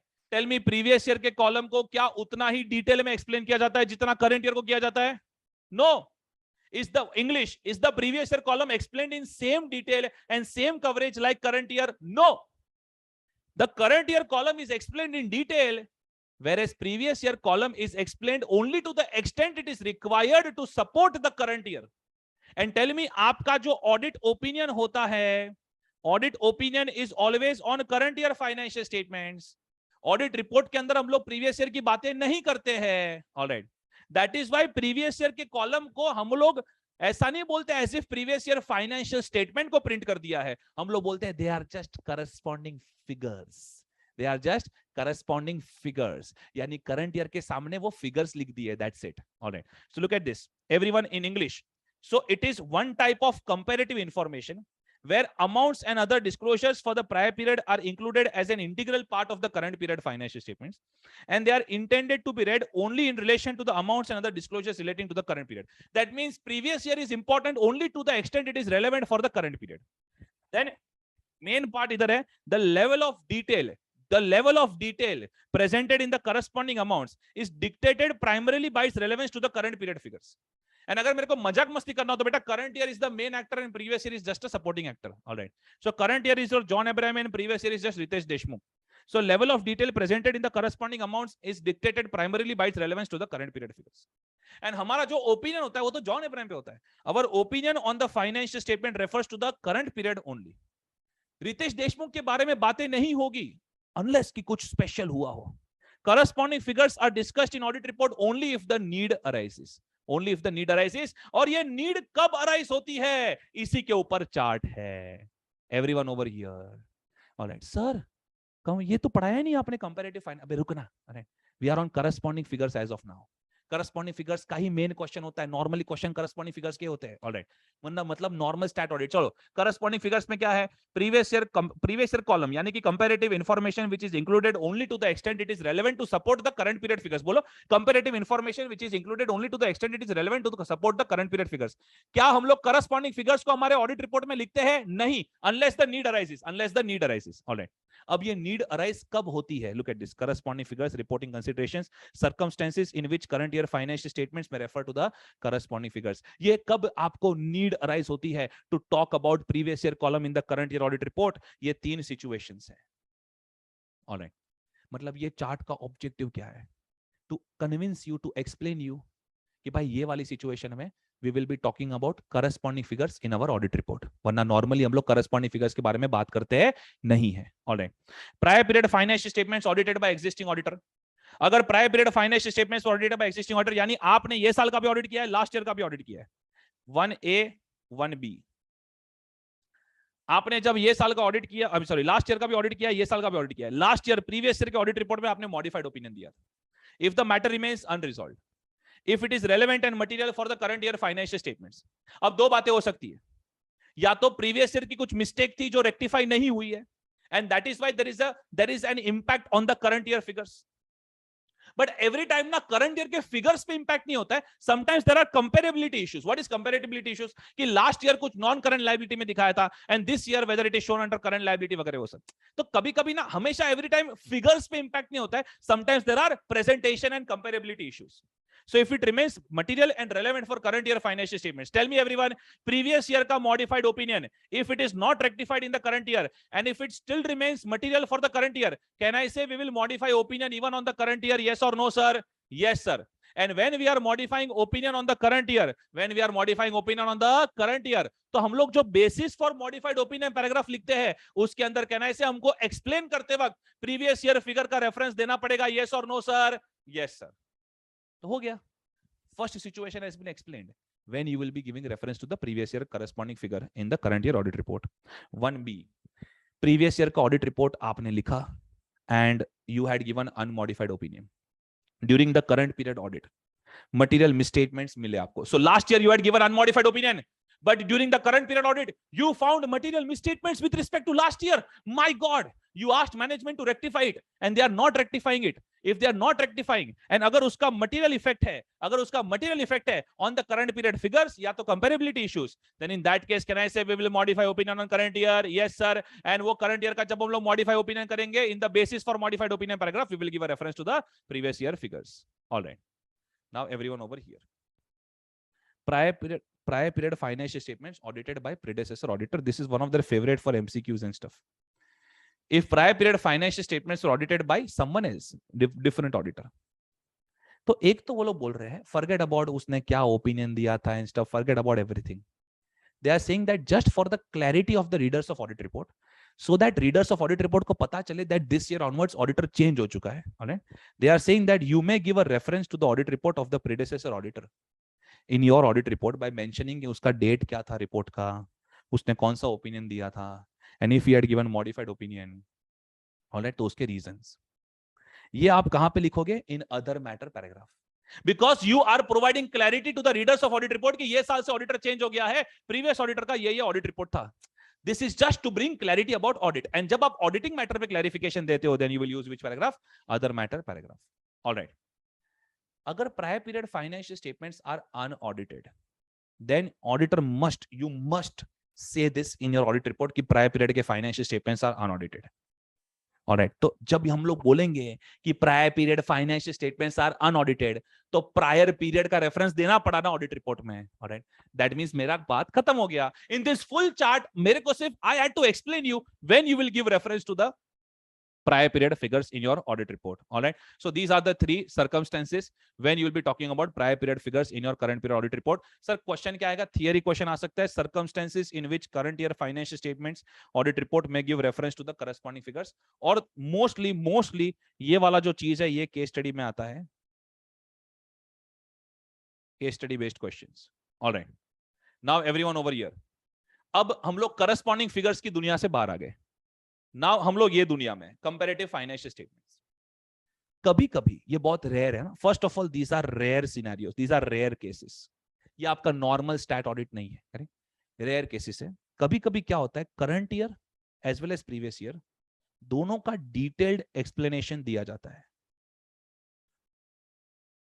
यहां पे क्या था, करंट ईयर का डिटेल्ड एक्सप्लेनेशन था एंड प्रीवियस ईयर का ओनली रिक्वायर्ड एक्सप्लेनेशन था. लेकिन sometimes financial statements are prepared in such a manner जहां पे current year and previous year दोनों का डिटेल्ड एक्सप्लेनेशन दिया जाता है. इनफैक्ट आपकी ऑडिट रिपोर्ट के अंदर दोनों के ऊपर ओपिनियन भी एक्सप्रेस किया जाता है. Opinion on current year financial statements plus opinion on previous year financial statements. These are rare assignments. Sir example, for example जब कंपनी लिस्टिंग के लिए अप्लाई करती है तो सेबी वुड वांट कि मल्टीपल इयर्स का ऑडिट रिपोर्ट एक साथ आए. ऑलराइट, या तो फॉर एग्जांपल जब company first time Ind AS adopt करती है तो मल्टीपल ईयर्स का रीस्टेटमेंट होता है। And it is possible management शायद आपको बोले दैट दोनों के ऊपर ओपिनियन एक्सप्रेस करो, current year as well as previous year. These are very rare cases. Alright, now give me the English. So comparative इसलिए ना इसको कंपैरेटिव फाइनेंशियल स्टेटमेंट्स कहा जाता है, बिकॉज प्रीवियस ईयर को भी उतना ही डिटेल में एक्सप्लेन किया जा रहा है जितना करंट ईयर को एक्सप्लेन किया जा रहा है। It is like there are two financial statements in one year. So look at this. Comparative information where amounts and other disclosures for the prior period are included for comparison with the financial statements of current period. इधर देखो, इधर कैसा था corresponding figures में only to be read with current period. ये देखो, for comparison with the financial statements of current period, the level of information included is comparable with that of the financial statements of the current period. In fact, auditor's opinion will refer to each period in his audit report. Alright, these are very rare assignments, comparative financial statements. Normally इसके ऊपर questions कम ही होते हैं, but अगर आया तो 10-12 attempt में एक बार पूछते हैं तो पूछेंगे। Alright, तो हम लोग फटाफट इसको कवर कर लेंगे। कंपैरेटिव फाइनेंशियल स्टेटमेंट्स के अंदर जब आप रिपोर्ट बना रहे हो, don't forget, late us say financial 22-23 is the current year and 21-22 is the previous year, and in your audit report you are going to give opinion on 22-23 and you are again going to express an opinion on 21-22. एक तो last year भी आपने 21-22 पे opinion दिया होगा, and again you are going to give an opinion. Alright, so comparative financial statements के reporting consideration में we are discussing various possibilities.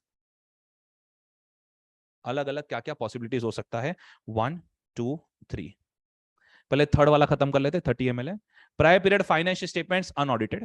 अगर prior period financial statements unaudited है तो they just want you to state this particular point in other matter paragraph. Alright, but everyone now on first possibility. अगर prior period financial statements are audited by existing auditor, देखो everyone फटाफट focus करोगे तो हो जाएगा। Last year का आपने audit किया था, ये साल भी आप ऑडिट कर रहे हो। लास्ट ईयर जब आपने ऑडिट किया था, 21-22 का जब आपने ऑडिट किया था, तो वहां पे आपने क्लीन ओपिनियन दिया था। एंड ये साल जब आप ऑडिट कर रहे हो तो 21-22 पे फिर से ओपिनियन एक्सप्रेस करने वाले हो, and let us say you want to give a qualified opinion. My God, so look at this. Prior period financial statements were audited by existing auditor.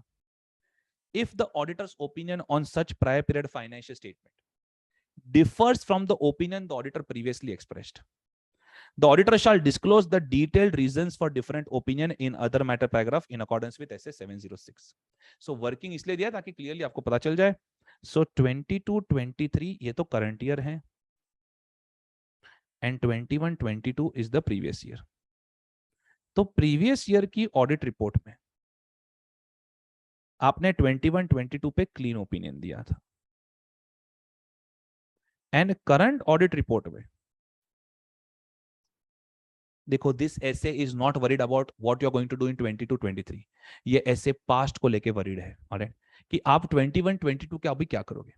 Late us से इन द करंट ऑडिट रिपोर्ट आप qualified opinion देना चाहते हो, तो वो लोग बोल रहे हैं कि ये डिफरेंस क्यों आया, ये डिफरेंस क्यों आया, इसके जो रीजंस है that you will write in other matter paragraph, because ये आप क्यों लिख रहे हो, so that people trust your audit report। ये reasons explain करो that last year ये data हमको नहीं मिला था, ये साल मिला, and we found these observations and stuff, whatever it is। Alright, that is what they are trying to say। done। सबसे controversial ये situation है। Alright, everyone please be careful। Normally इस पे question नहीं आते, but if at all they try। Prior period financial statements were audited by predecessor auditor, someone else had audited, किसी और ने ऑडिट किया था। एंड 21-22 पे जब प्रीवियस ऑडिटर ने ऑडिट किया था, he had given clean opinion, so predecessor auditor had previously reported without modification। लेकिन जब आप ऑडिट रिपोर्ट बना रहे हो तो आप 21-22 पे फिर से ओपिनियन देने वाले हो, and let us say you want to give a qualified opinion. Can I say जब आपका रिपोर्ट मार्केट में बाहर आएगा, then it will create question mark on the previous auditor, yes or no sir? Yes sir, that is why standards auditing ने बोला, that is why standards auditing ने बोला, if auditor concludes that a material misstatement exists that affects prior period financial statement, that is why standards auditing ने बोला, communicate the misstatement with appropriate level of management and DCWG, request that predecessor auditor be informed। तो उन्होंने बोला कि भाई predecessor auditor को inform करो, alright, कि भाई मुझे कुछ misstatements मिला है with respect to previous year जो उसको नहीं मिला था। Let us say that prior period financial statements को management amend करता है, predecessor auditor भी उसके ऊपर नया रिपोर्ट देता है। So they are saying that इन दोनों की romantic life से आप बाहर निकल जाओ, you just focus on current period। If prior period financial statements are amended and the predecessor auditor agrees to issue a new audit report on such amended prior period financial statements, अगर prior period को amend किया जाता है, previous auditor बोलता है मैं इसके ऊपर रिवाइज रिपोर्ट इशू करूंगा, पब्लिक नोटिस दूंगा, तो वो लोग को लड़ने दो, वो लोग को जो करना है करने दो. You please report on the current period. You please restrict yourself only to the current period. However if this is not done, अगर ये नहीं होता है, if this is not done, then मैं जो है मतलब एग्जिस्टिंग ऑडिटर, तो मैं अपना रिपोर्टिंग कंटिन्यू करेगा. I will report on current year financial statement plus previous year financial statements. However, अगर वो लोग previous year financials को amend करते हैं and previous auditor उसके ऊपर revised report देता है, तो उनको करने दो वो सब. You just report only on the current period. All right? Yes, yes, yes. Okay. So everyone, ये एक थोड़ा इंटरेस्टिंग था कंपैरेटिव फाइनेंशियल स्टेटमेंट्स. इंटरेस्टिंग बहुत है, बट एग्जाम ओरिएंटेड ज्यादा नहीं है. Exam oriented is this particular chart of corresponding figures. All right. अब काफी बार ना क्या होता है, you are ready for these charts और वो लोग एक अचानक से थियरी क्वेश्चन पूछ लेते हैं. All right. So audit procedures for comparative information. जब आपको ऑडिट प्रोसीजर आया ना, ऑडिट प्रोसीजर, रिलैक्स. फिर उन्होंने करस्पॉन्डिंग फिगर्स लिखा हो, कंपैरेटिव फाइनेंशियल स्टेटमेंट्स लिखा हो, जो भी लिखा हो, आपको यही पॉइंट्स यूज करना है. All right. ऑडिट प्रोसीजर्स में एक तो हम लोग देखेंगे whether it is as per applicable financial reporting framework. फटाफट मार्किंग चालू करो. क्लासिफिकेशन देखेंगे, एक प्रीवियस ईयर के साथ टैली करेंगे. Even if you write with common sense you will be able to write this. Accounting policies देखेंगे. अकाउंटिंग पॉलिसीज में auditor is always worried about yes उसका अप्रोप्रिएटनेस, कंसिस्टेंसी, चेंजेस. अगर कुछ चेंजेस हुए तो उसका accounting presentation, disclosure. Alright. Then ये line अभी आपको नहीं समझेगा, this you will understand in SA 560. Then अगर let us say current year का ऑडिट करते वक्त if I find something that is misstated with respect to previous year, तो वही discuss the matter, additional procedures वगैरह, वो सब common audit approach. Common audit approach. फिर मैनेजमेंट से जो हम लोग रिटर्न रिप्रेजेंटेशन लिखवाते हैं, उसमें एक बहुत इंपॉर्टेंट रिक्वायरमेंट होता है. Please everyone be careful over here. जो रिटर्न रिप्रेजेंटेशन लिखवाते हैं उसमें we are supposed to take written representation for all periods which are referred in our audit opinion. Tell me, जब करस्पॉन्डिंग फिगर्स वाला discussion चल रहा था, our audit opinion is only on current year. तो अगर मैं करस्पॉन्डिंग फिगर्स के अंदर ऑडिट कर रहा हूं, तो रिटर्न रिप्रेजेंटेशन में सिर्फ करंट ईयर पे लिखाऊंगा. बट अगर कंपैरेटिव फाइनेंशियल स्टेटमेंट्स पे ऑडिट कर रहा हूं, तो current year as well as previous year दोनों पे ओपिनियन एक्सप्रेस कर रहे हैं. Then written representation I will take for both the years. Alright.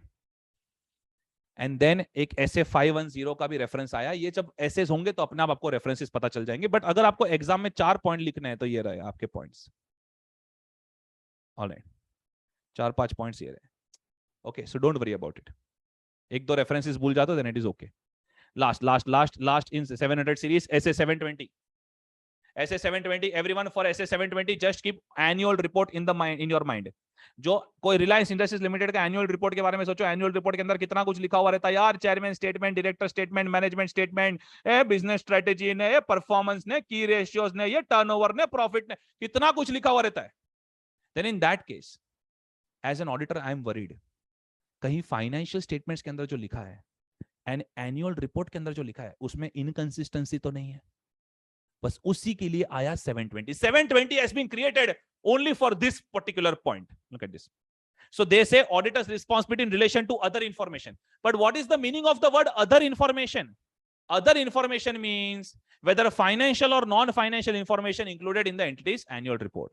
So if you talk about entity's annual report, I will divide into two. Annual report के अंदर financial statements and audit report होता है, and apart from financial statements, audit report, बाकी जो भी रहता है उसको हम लोग कहते हैं other information. और आपको पता है कितना सिंपल क्वेश्चन आया हुआ है 720 में से. They have just asked examples of other information. All right. और भी आ सकता है, बट ये वाला क्वेश्चन ऑलरेडी आ चुका है. एग्जांपल्स ऑफ अदर इंफॉर्मेशन बोलते हैं, कुछ अमाउंट्स के एग्जांपल दो, कुछ अदर आइटम्स के एग्जांपल दो, तो कुछ फाइनेंशियल एग्जांपल दो, कुछ नॉन फाइनेंशियल एग्जांपल्स दो. Now just think about annual report. Even if you see any companies annual report for 5 minutes you can write 50 examples over here. Alright. बाकी 2-2, 3-3 example उनके मैंने यहां पे लिख दिए. Okay, so everyone over here, other information. This essay requires auditor to read and consider other information. Mark this, very important. Other information का audit नहीं करना है. Don't expect me to verify annual report line by line. No, no, no, no, no, no, no. I will just read and consider other information, and I will investigate only if there are differences between what is given under other information and what is printed in the financial statements. All right. So I am required to read and consider. अगर आपने audit या verify लिख दिया सीधा 0 मिल जाएगा. Read and consider other information, because other information that is materially inconsistent with the financial statement auditor's knowledge, that needs to be considered. All right. In case of such material inconsistency, either there could be a material misstatement of financial statement. देखो boss, इधर ना match चल रहा है, इधर देखो match चल रहा है इंडिया पाकिस्तान, इधर देखो एक बाजू है दोस्तों financial statement and auditors knowledge versus दूसरी बाजू है दोस्तों other information in the annual report. ये दोनों के बीच में मैच चल रहा है. right? जब आपको ये मटेरियल इनकंसिस्टेंसी मिलेगी तभी आप इन्वेस्टिगेट करोगे. Alright, so look at this. In case of such material inconsistency, या तो ये करेक्ट होगा या तो ये करेक्ट होगा, उसके बारे में बात करेंगे. Auditor's opinion on the financial statement does not cover other information, nor this essay requires auditor to obtain evidence beyond that is required to form an opinion. Never ever think that I'm going to verify other information and I'm going to provide assurance on that. ये essay सिर्फ annual report के लिए है. Listed entity तो पूरे साल में कितने सारे दूसरे रिपोर्ट्स निकालते हैं यार, प्रोस्पेक्टस वगैरह इशू करते हैं, ये इन्वेस्टर के लिए क्या क्या पीडीएफ निकालते रहते हैं, सब के लिए नहीं है. This essay does not apply to preliminary announcements of financial information. This essay does not apply to prospectus वगैरह. This essay applies only to annual report. ये हो गया आपका MCQ के लिए आ सकता है. 720 कहाँ पे not applicable है. Auditor's responsibilities under this essay do not constitute an assurance engagement. Don't expect me to provide assurance. All right. तो सर ये इसमें से main lines कौन से थे? Yes, this essay is for annual report only. Main line ये था, एक तो other information है क्या, एक auditor को क्या करना है, and please ये मत expect करो that auditor will provide assurance. Okay. Examples तो ठीक है. फिर ये सब जो पॉइंट है ना, ये सब जो अलग अलग रिपोर्ट्स एंटिटी इशू करता है, पूरे साल में अलग अलग रिपोर्ट इशू किए जाते हैं. तो जब ये अलग अलग रिपोर्ट्स जब इशू किए जाते हैं, don't expect me to verify every time entity issue such report. लेकिन जब ये सारे रिपोर्ट्स एनुअल रिपोर्ट के अंदर आते हैं, that point of time I will consider.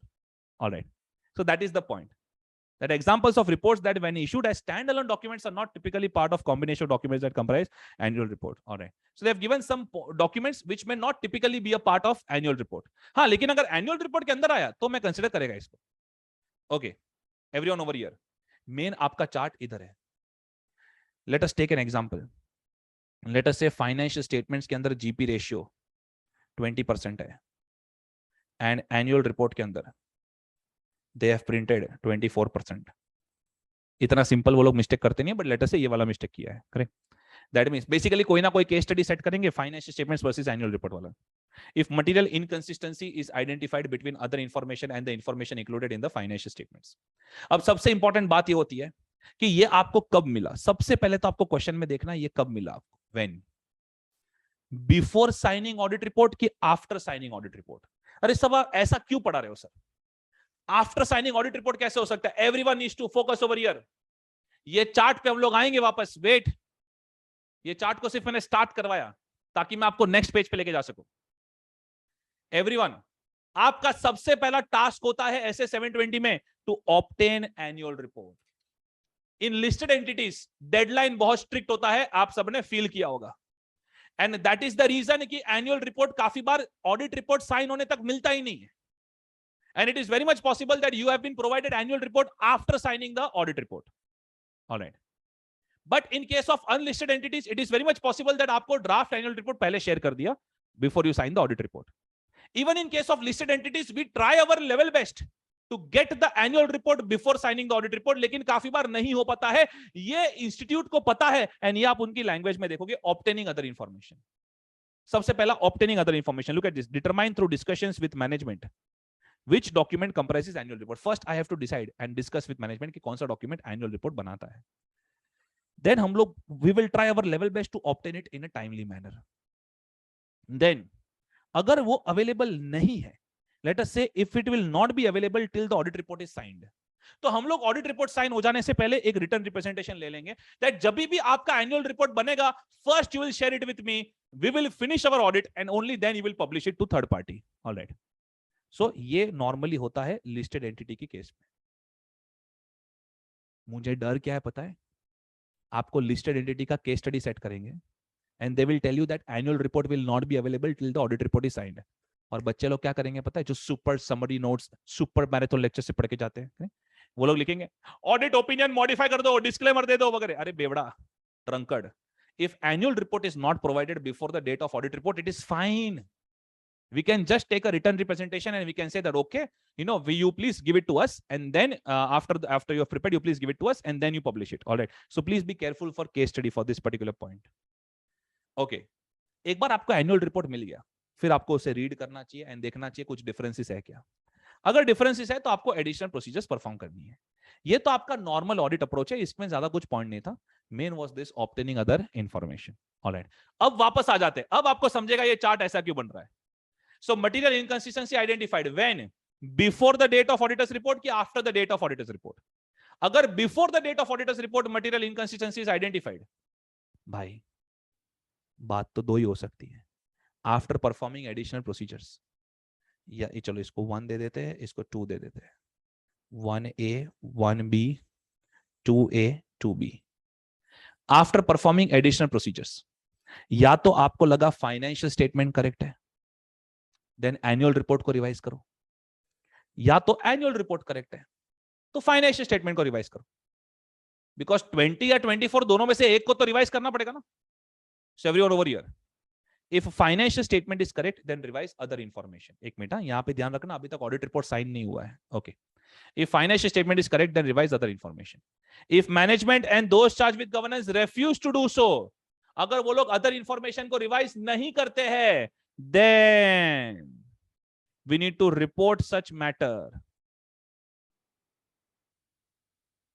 Can I say that हमारा opinion modify हो जाएगा? Yes or no, sir? Yes or no, sir? No, sir. Opinion modify नहीं होगा because financial statement correct है. They need to revise other information, then report such matter under other information paragraph. Report such matter under other information paragraph. ये एक अलग से paragraph है audit report के अंदर, जो मैं आज ही बता रहा था आपको. Last point, listen to me. अरे जब वो लोग एनुअल रिपोर्ट के अंदर गलत फिगर प्रिंट कर रहे हैं, that means can I say these people are fraudulent people. ये लोग स्टेक होल्डर्स को मैनिपुलेट करना चाहते हैं. यस और no sir? Yes sir. Let us say if, now listen to me, if auditor concludes that management and TCWG are not reliable, आपका इनके ऊपर से भरोसा ही उठ गया, देन रेयर केसेस में होता है, ये बहुत रेयर केसेस में होता है, then auditor should provide a disclaimer of an opinion. अब बच्चे शॉक में चले गए कि सर इधर आपने डिस्क्लेमर क्यों लिखा, आपको तो डेटा वेटा सब कुछ मिल चुका है. अरे बेटा, यहां पे disclaimer I have written because I have lost the trust on management and those charged with governance. If I lose the trust on management and DCWG, then उन्होंने आज तक जो डेटा दिया, can I say I will lose the trust on that also? Nuclear bomb फटते हुए देखा है, chain reaction होता है. ऑलराइट. सो उन्होंने आज तक नहीं देखा तो शायद रशिया दिखा देगा. सो आज तक जो भी डेटा दिया उस पे से ट्रस्ट निकल जाएगा, and I will stop trusting them and I will say I'm not giving an opinion, we are unable to form an opinion. ये बहुत रेयर केसेस में होता है, बट अगर ऐसा हुआ है तो ऑडिटर इज इनकरेक्ट लिख के मत आना. Auditor is correct over here. MCQs. Alright, be careful. वरना नॉर्मली हम लोग सिर्फ अदर इंफॉर्मेशन पैराग्राफ में लिख के छोड़ देंगे. ऑलराइट. 1B सिचुएशन, अगर एनुअल रिपोर्ट में जो लिखा है वो करेक्ट है, लेकिन फाइनेंशियल स्टेटमेंट्स को रिवाइज करना है. If other information is correct, revise financial statements, and management and DCWG ने ना बोल दिया, देन तो क्या, मॉडिफाई ओपिनियन. एनुअल रिपोर्ट तो करेक्ट है ना, फाइनेंशियल स्टेटमेंट्स में गड़बड़ है, then modify opinion on the financial statements as per SA 705.